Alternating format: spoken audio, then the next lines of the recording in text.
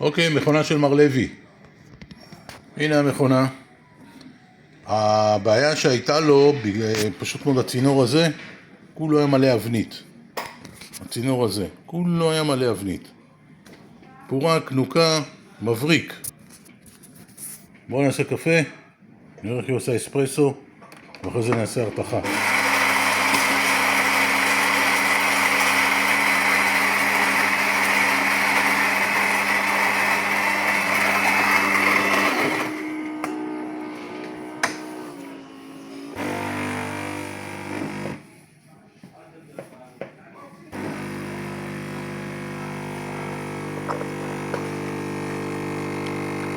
קפה יוצא, תענוג, יופי, סיימה.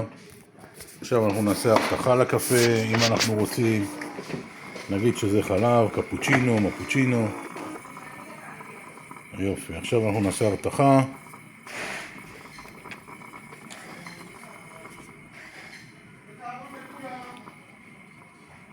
עוד שנייה זה יתחיל.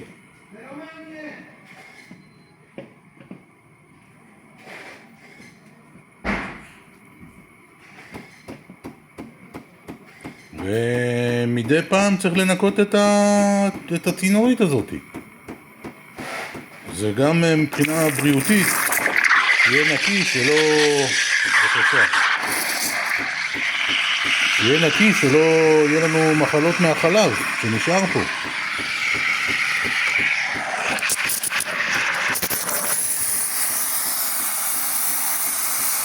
זהו, אנחנו נפסיק, כי זה מספיק.